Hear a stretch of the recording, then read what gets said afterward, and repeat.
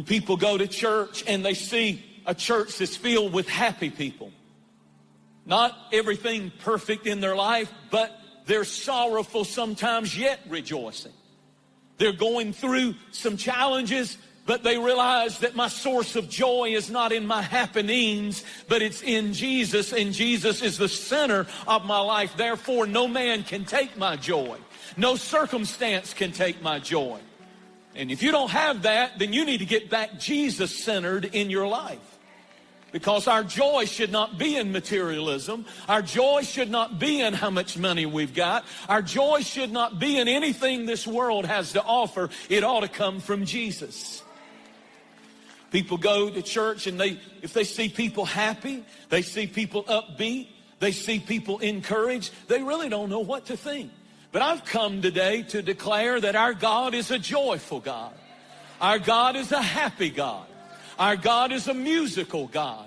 He said, praise me in the dance. He said, praise me with the loud cymbals. He's not sitting up there during praise and worship with his fingers in his ears saying, I wish they'd turn the sound down. God says, I like rejoicing. I like a party. I like celebration. Let there be joy. As a matter of fact, he said, you're not even coming into my presence unless you enter in through the gates of praise and into my courts with thanksgiving. You're not going to get in my presence because I'm a happy God. And I don't want to see your sorrow, and I don't want you come into my presence and praise me. And in my presence, there's fullness of joy. And I'm not denying that you got challenges. I'm not denying that your heart may be heavy. I'm not denying that there's problems in your life. But you're not supposed to come to church and feel sorrowful. You're supposed to leave here and get a good bucket of joy poured on your soul, saying, the joy of the Lord is my strength, and I can take it and I can make it because he's with me. Take a minute and create an atmosphere that God likes and smile. He's a happy God. I serve a joyful God. But if you've been raised in the church of the mad God, then the music can't move you because you're so solemn and you're so convinced that God is mad.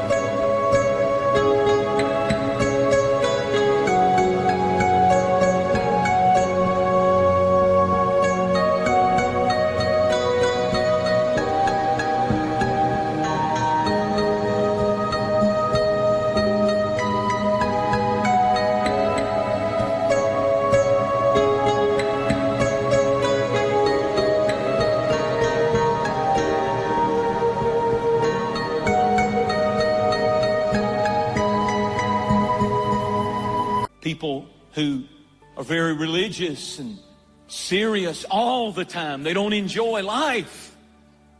But he said, I came to give you some life. I came to fill you with some life. In the midst of sorrow, you can rejoice. He said, rejoice in the Lord always, not when everything's perfect in your life. And again, I say, rejoice. You know who wrote that? A guy in a dungeon, chained up and beaten. Because he served the happy God. People say tsunamis are an act of God. That's because they have a mindset. They perceive God as mad and mean. They call earthquakes an act of God. Tornadoes an act of God. How about we're in a fallen world? How about things just happen in life because we're human beings and this place is not our home? But if you want to know what...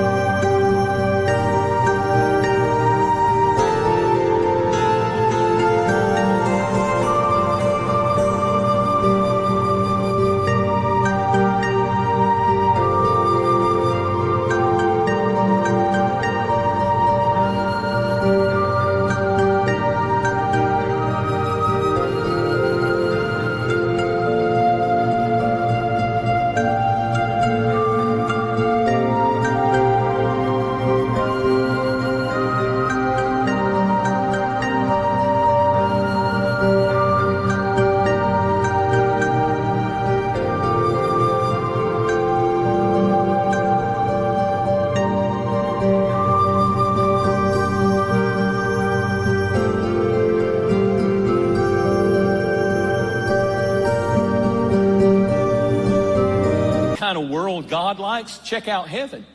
He said it's a place where there's no more sorrow, no more tears, no more sickness, no more death, no more dying.